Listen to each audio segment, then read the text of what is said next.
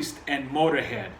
Two great iconic bands that recorded tons and tons of records, made big world tours, making a lot of noise, very iconic in the heavy metal style and rock and roll in general, not only music-wise, but also the fashion and the culture, if you will, that's around the music. But of course, there are differences as well, especially musically. We know that Judas Priest changes quite significantly from one album to another, so they don't have such a straight line. When you're expecting a new album to come out and you hear the album, you don't really know what to expect. Whereas Motorhead is much more, what would be the right word to say here without sounding negative, formulaic, maybe, in one straight line. So very similar to, let's just say, bands like AC/DC, George Thorogood, ZZ Top, kind of very, very similar sort of set musical style. And of course there were big differences in management. I will get into that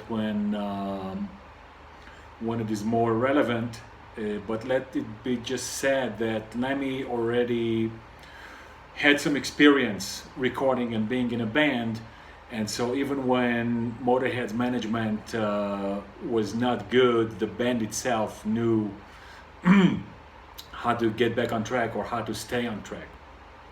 Whereas with Judas Priest there were much other problems. The history of Judas Priest starts with a very young K.K. Downing, back then only Ken Downing, going to a small vacation from his job, going to see Jimi Hendrix on the Isle of Wight, if I'm not mistaken, and never going back to his hotel as an apprentice chef to his job. Then and there he decided that he would become a professional musician, and that was his calling, and he figured that out. And when he went back home, he did not go back to his job, but instead he tried out for a local band that was called Judas Priest. How creative.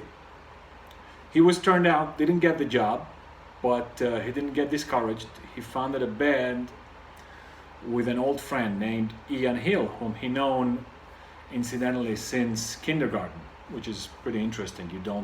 You don't often find relationships that last from kindergarten to very late in their careers. But this is what happened. They founded a band together. They started playing, gigging, finding musicians. The initial band was called Freight, as in a freight truck. And Kenny got wind of the fact that the old Judas Priest had disbanded. One of the band members died.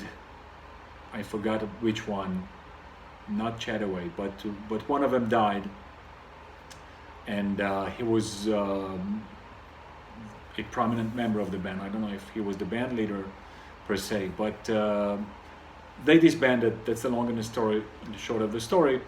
And Kenny went over to one Alan Atkins,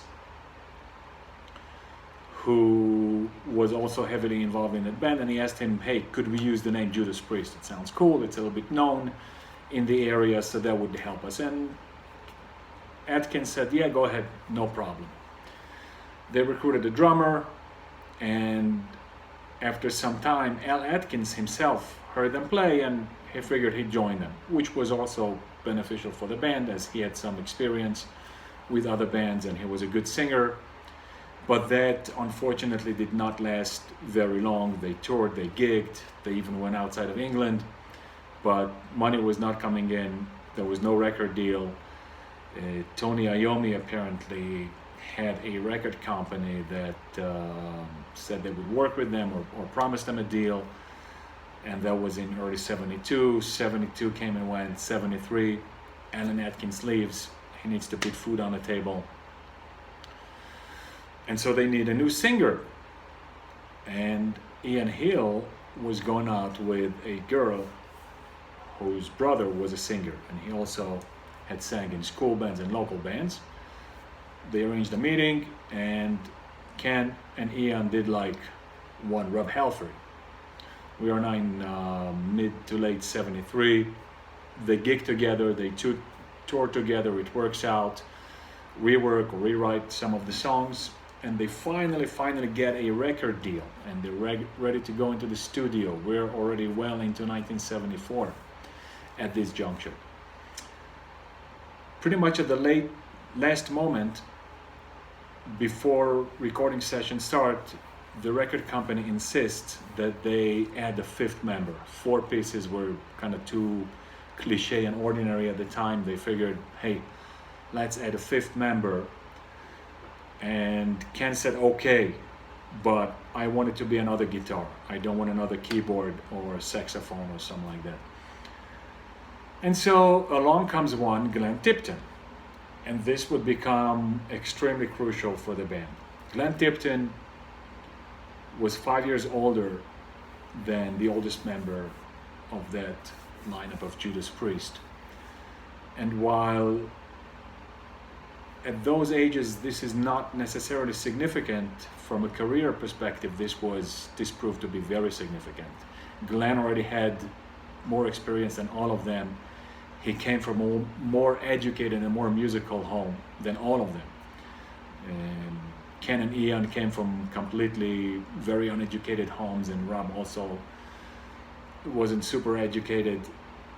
But Glenn came from a much more literate and apparently even financially better off home. His mother was a piano teacher, his brother was a musician. Ian's father was also a musician, but in a very working class environment. Anyway, this would prove to be a great benefit, but there would be also some pretty detrimental side effects, as we shall see much later down the road. They go into the studio and they record Rock-a-Rolla, their first album. This one is not considered among their greatest work. I love the record very much. It was a personal favorite for me for a very long time, not necessarily from a musical perspective, but it took me a long time to find the record. I put my hands on it on recorded cassette sometime, but again only after I heard a lot of their other records. So I wanted to hear very much what their first record sounded like. And on first listen, it was a little bit weird, almost a disappointment, and then it grew on me. And I got to love this record very, very much, to the point that for a very long time, when I was younger, I considered this to be my favorite Judas Priest record. Run of the mill to this day, if not the favorite Judas Priest song, very, very high ranking. Amazing, great song from all perspectives. The bass lines, the melodies, the guitars, even the drum is decent, the vocal. If this is not the best vocal performance of Rob Halford, it's got to be among the top 5, or at least the top 10. Great song. Never Satisfied, also very good. I love Cheater. I love Rock-a-Rolla. One for the Road is a big favorite of mine. So all of the songs are good except Caviar and Meth, which originally was like an 8-minute piece. I think there was a vocal segment in it. I've heard it, but I forgot already. It was a while ago. And then you have this Winter Suit, which is kind of deep freezes, just Kenny and maybe Glenn playing with the synthesizer. Winter and Winter Retreat are not bad, but you know, could be better. So very, very decent album. In my opinion, deserves a lot more credit than it actually gets. The production is crap. Something went wrong. There was a hiss in the background. The sound is not clear. So even for 1974, this is not a good production by any standard. Next up, they go ahead and they go into the studio, and if you read the credits on the song, you can see that Glenn starts become more involved, and they record this here masterpiece. Great album, great fan favorite, pretty much I would say a very big percentage of Priest fans consider this to be their best records, or if not the best, definitely among the top 5. And all of this adulation, if you will, is very well deserved. Great record from start to end, contains the big classics, Victim of Changes, incredible song, great everything. The whole way that it's arranged, with the beginning, that harmony there, and then the fast tempo and the slower tempo, the solos, everything is great on this song. Ripper, of course, cool, short, to the point, has kind of a storyline to it, right? Jack the Ripper, Dreamer, Deceiver, and then Deceiver, very good. Dreamer, Deceiver is sort of like a ballad, very quiet song. Prelude, Tyrant, Genocide, Hard Rockers, Punchers. So is Island of Domination, with Epitaph in the middle, like a very, very sweet, sad, kind of melancholic melody on the piano. Beautiful vocal performance by Rob. Adds, gives you a little breathing time between the hard punchers.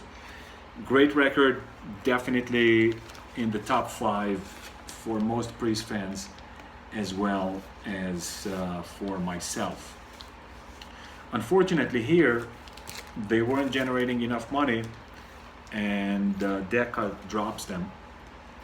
And then when Priest become more famous, they start releasing over and over again Rock'n'Rolla and Sad Wings of Destiny in different packagings, with no difference. Same tape, same music, here and there, sometimes a little bit of cleaning or changing the order of the songs, or maybe a little bit of differences, but nothing more than that. This is one of the better known one, Hero. I think this is a Spanish print, if I'm not mistaken. This is just Rock'n'Rolla and Sad Wings of Destiny with the order of the songs mixed up. If I'm not mistaken, this one has an older version of Diamonds and Rust. So the first version of Diamonds and Rust, which didn't make it to Sad Wings, was done still with Decca. And actually there is another record. I forget right now what it's called. It's again a compilation. I think it was released on white vinyl. This is older. This is in the mid 80s, I think 83, something like that, when they were getting really big. Then Decca was printing one after the other these repackaged, recycled versions of Rock'n'Rolla and Sad Wings. And on one of them you can find an early version of Diamonds and Rust. And so after being dropped, they get lucky and they do get signed up with CBS. Their drummer leaves, from the drummer who recorded Sad Wings of Destiny, and they don't have a permanent drummer. And so once Simon Phillips guests on this masterpiece, and Simon Phillips is very, very instrumental in the quality of this record. This is a heavy metal record with heavy metal drumming, but heavy metal drumming performed by a jazz drummer.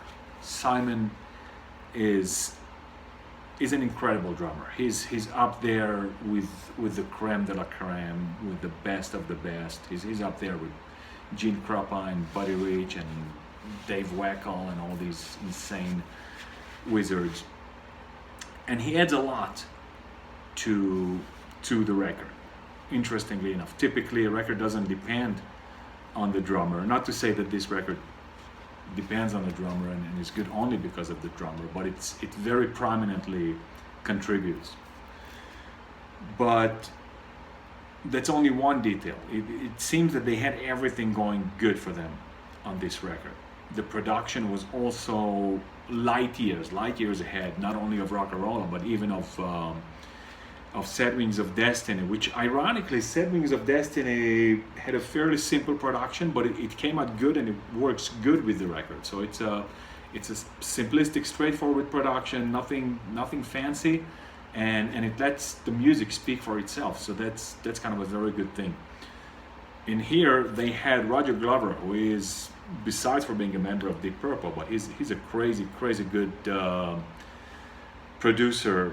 Many years later, when they released the compilation Metal Works, which was, I think, their first sanctioned compilation, excuse me.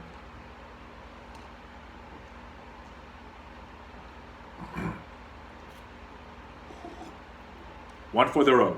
This is, by the way, not beer. This is organic apple juice. No animals were harmed making it. I would never drink on a job, you know that. Glover said in the interview when they that was released on Metal Works that they didn't need a lot of guidance. So it looks like they acquired a good amount of experience, maybe through bad experiences, but they knew what they were doing, and it was recorded very spontaneously, which you can hear the album despite the high quality producing. So it's produced well, high quality, but not too manipulated. There's not too much intervention. Really very good. I love the sound on this record, but really the meat and potatoes is the music. Phenomenal. Everything is great on this record. The playing, the musicianship, they keep it together very well. The songs are very well written. They're all bangers. Not a bad song on the whole album. Even what is it? Last Rose of Summer, which kind of drags out. It's a little bit longer than it should be. It's a quiet ballad. A little bit. That's, I would say, the low point of the record. Even that is more than tolerable. But the songs, man, Here Come the Tears, my personal favorite. Dissident Aggressor, probably my second favorite. Huge fan favorite. People loved it. A lot of bands cited it as one of the crazy, very aggressive, heavy riff and punchy song. All the songs. Starbreaker, I love it. Sinner, the opening song. Diamonds and Rust, very clever, a hard and fast heavy metal take on a song that is completely, it's like mostly a vocal, female vocalist, Joan Baez recorded it. Apparently that's it's talking about her relationship with Bob Dylan or maybe someone else. Here, Call for the Priest, raw deal, freaking phenomenal. Let Us Pray. You cannot play this record enough, man. It's amazing, and it's definitely in my top 5 favorite Priest records, and it's fairly popular with the fans. Maybe on this record we can see the generational divide. So the fans who liked Priest at an early stage, maybe of their life or the band's career, they would go more for this and the next album, which is Stained Class. This is as good as Sin After Sin was. You might think that after hearing Sin After Sin that you can't beat it. Well, Stained Class managed to do just that. And Stained Class is the first record on record that I owned from Priest. I was a young kid. I scraped together some pennies, took it out of the of the discount bin, had a big hole punched here in the upper right corner, ran home like a maniac. I didn't have my own audio system. I asked my father, put it on. And as soon as the drum came up for Exciter, man, did I get excited, and pop. And this was in 87, 6, something like that. It still resonates in my ears, and I can still hear it. And there's just not enough good things that I can say about this record, man. And from start to end, it's a banger. Which one are my favorites? Every song on this record is my favorite song from the record. But I would say Savage and Saints in Hell I would put on the first and second place. So difficult to rank them. White Heat, Red Hot, the title. Yeah, Saints in Hell, Savage, Stained Class, White Heat, Red Hot, Beyond the Realms, of course, Better By You, Better Than Me. What I always had no doubt in, and it was always very natural for me and intuitive, is that Invader and Heroes and the last 2 songs on each side were my least favorite. But even those are great songs. But I know a lot of Priest fans who love Heroes and Invaders, so it's not that clear cut. Anyway, great album. I really can't speak enough of it. Just put it on and listen to it 5 times, and you'll see what I mean, because really words don't do it justice. You just have to play it. But one more remark, just like Sin After Sin, the production on this one is phenomenal. If it was great on Sin After Sin, on this one it's incredible. If Rock'n'Rolla was produced, actually Pete Padro from Sea of Tranquility said this already before me, if Rock'n'Rolla would have been produced like this guy, it would rank way higher on the list of most Priest fans. But it's amazing production. It never ever happened to me that I played this song for someone who did this record. I'm sorry, that I played this record to someone who didn't know it, and I asked them when was this recorded, that they didn't say at least 3 years ahead, but usually they say more. They say like mid-80s. Really great record. And at this point, I think that this opens a new chapter in Priest's history. Maybe not so obviously. We know it, of course, from hindsight, which is 2020. And from this point on, a new chapter is opening, or maybe the prelude to a new chapter. But let's not forget from our poor friend Lemmy. He feels neglected. And as said, Lemmy was born in '45. And he already been in a band before Motorhead. A band called, the name escapes me right now, Hawkwind. He was in Hawkwind, and he recorded with them a handful of records, 3, 4, maybe 5. He was in that band from something 71. I think he played not on the first album. Their first album is called something like X Exploring Space or something like that. It's considered like a very iconic and foundational record in the psychedelic space rock kind of music. I think he didn't play on that record. He played on the second or third record. But anyway, the point is that he's older than the members of Priest, even than Glenn, born in '45. So he's in the age group of Deep Purple, Black Sabbath, those bands. And he already comes with experience, number one. And also, he is himself, alone. He puts the band together. He recruits 2 musicians that he knew locally or from previous experience, and he founds Motorhead. Another huge difference between Motorhead and Priest is that Lemmy already came with a vision, so he knew what he wanted. He had a vision for his band, and he said it, that he wanted something very simple and straightforward, a hard and aggressive rock and roll band. And there is the famous quote from him that if this band moves next door to you, your lawn is gonna die. I don't know if it's true. But anyway, with this experience and the fact that there is, I'm not gonna say it's a one-man band, but it's definitely a one-leader band.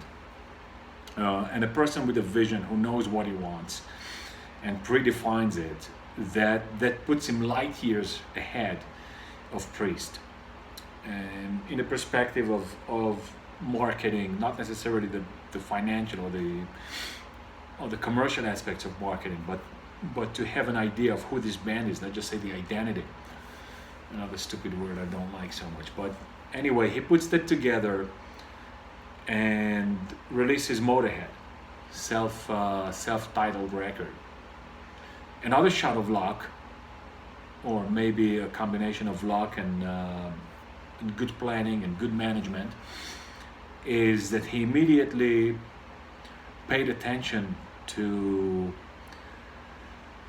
the sleeves of the records, and he experimented, I think, with a number of illustrators, artists, and so one of them came up with this Warpig or Snaggletooth, if you want to call him, and they put it in front of the album. And that's obviously, you're a teenager, you walk into a record store, chances are you will walk out with the record. So Motorhead, very cool, very straightforward record, has the song Motorhead, has White Line Fever, which is my all-time favorite Motorhead song, not the record.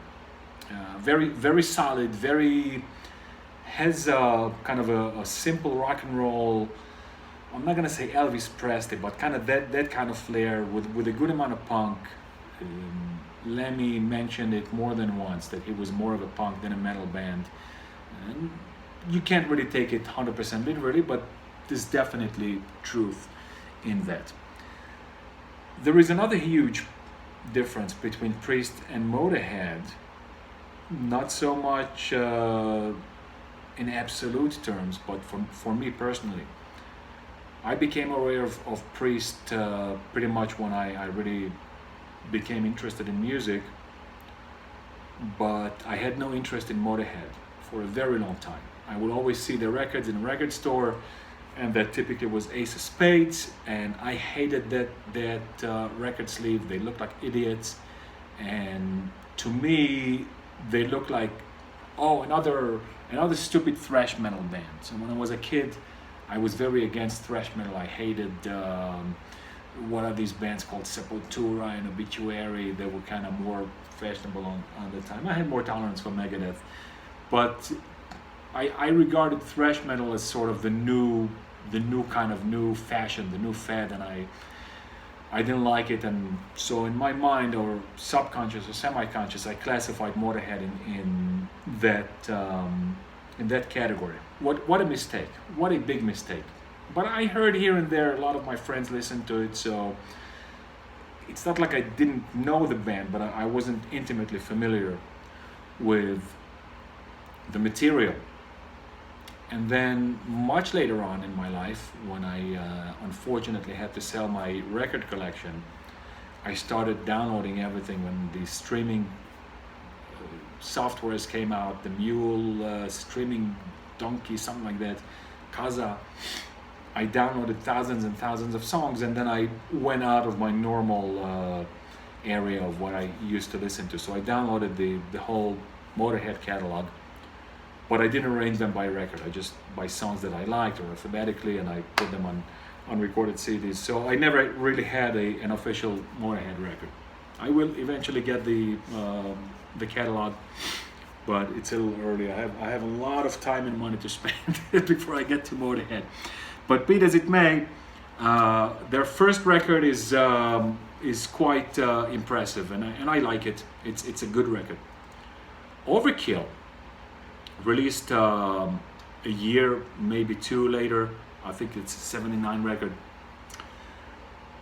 When I heard Overkill, it was like, whoa! They want to do something else. They want to go more metal. They want to go more Saxon, Priest, Scorpions.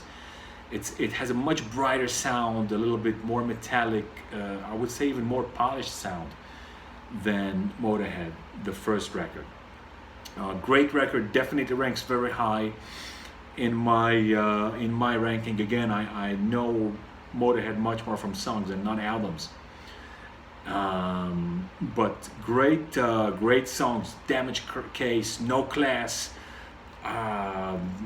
Limb from Limb, all good record. I enjoy pretty much the whole record. Not a bad song on it, I think, and a very good record. But to me, it very much sounded like a change of direction. Like they made a little bit of a right turn towards Priest and that kind of record. With Bomber, which is also a very good record, but I would say I would put Overkill above Bomber. Stoned It Forever, that's the famous song from the record. Great song. All the Aces, Sweet Revenge.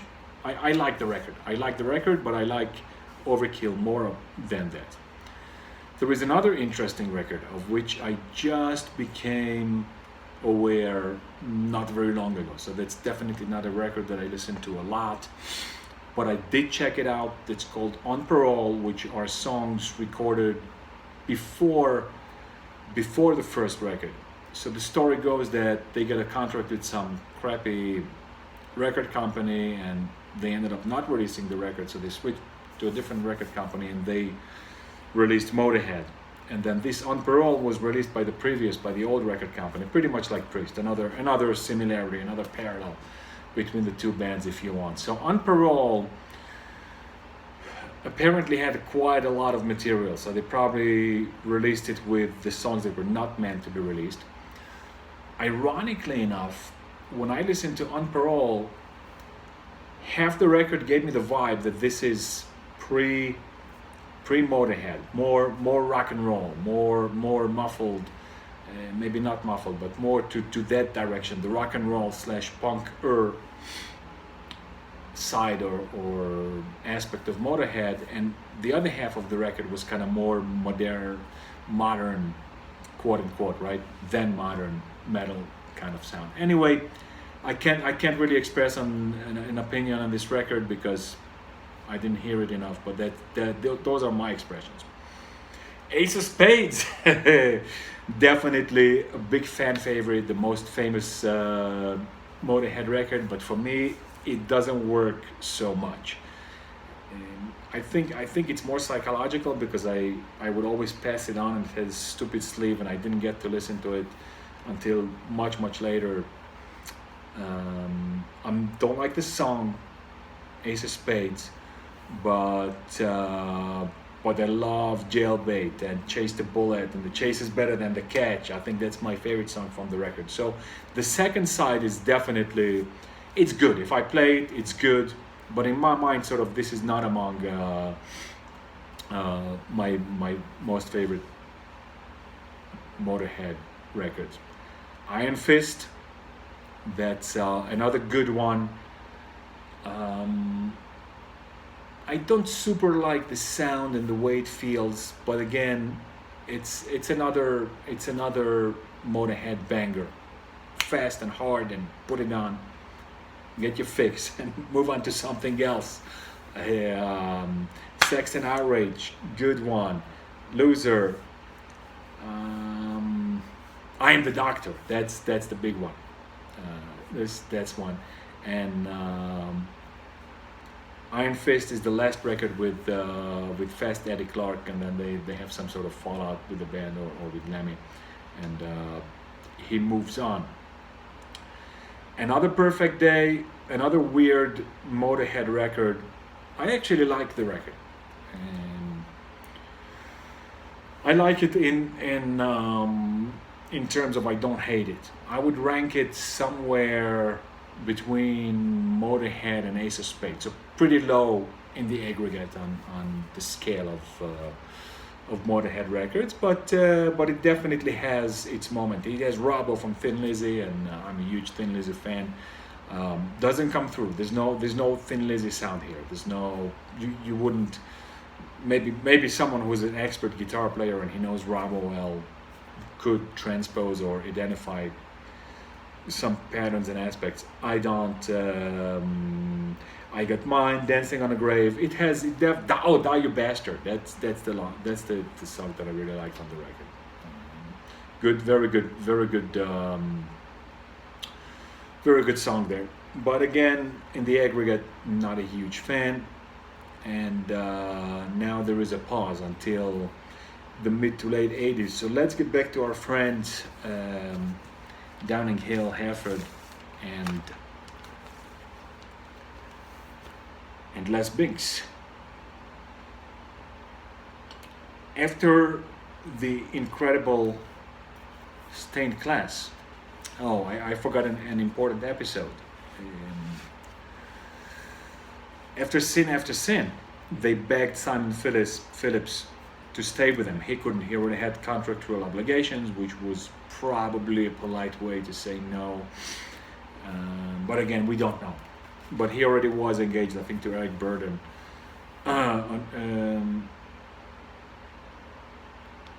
Gary Barton, if I'm not mistaken. Gary Barton, who played a lot with Pat Metheny. But I'm not 100% sure about it. And so they had the great idea, and I'm really surprised that management didn't say anything, but they wanted a jazz-oriented player, and they found Les Binks, who was a jazz drummer, and he agreed to play in a heavy metal band. and that in and of itself contributed a lot to Stained Glass. So sorry, I forgot to mention that. Guys, again, don't suspect me of any inappropriate behavior. This is organic apple juice, approved by the Bureau of whatever, EPA. After after Stained Glass, ironically, Stained Glass sold even more poorly than Sin After Sin, but the record label did not drop them. But they were pressured to change the direction, and I think that they did not oppose, or they did not object to that, sadly. And something very, very crucial, my instinct, my urge is to say another word, not a very nice word, not a very positive word. Catastrophic event happens here. Although it wouldn't be apparent and obvious immediately. They sign up with a management company that I think was more detrimental to the band than beneficial. But again, the initial success might be in some ways credited to them. But there is very, very little to dampen my hatred towards Jane Andrews. So I don't want to talk about it more because I might say things that are not approved by YouTube. Be it as it may, this is the next offering from Judas Priest. Nothing wrong with the record. Very clean and good quality producing, but the music definitely takes a left turn towards a commercial flair, commercial flavor, commercial sound. They tone down the I wouldn't say prog element, but the more brainy or complicated element. You don't have these more complicated drum patterns and tempo changes, all the great things that in large part make Stained Glass great. Short, straightforward songs, 5 on each side. Actually, with the Killing Machine version, 6 on the B-side. Very anthemic, youth-oriented, radio-friendly, if you will, delivering the goods. Great songs, Rock Forever, great anthem, Evening Star, I love it, Hellbent for Leather, iconic, Hellbent for Leather, iconic song they still played. Take on the Word, another kind of Rock Forever-ish, very anthemic, like you would hear in a football match or a football stadium. Burning Up, I love that song. Green Militia, great Peter Green cover. I am eternally grateful for Priest to have covered this song, because that got me into Peter Green and eventually Snowy White and Gary Moore, not directly, but that's what began my obsession with Peter Green. I grew up very isolated from mainstream,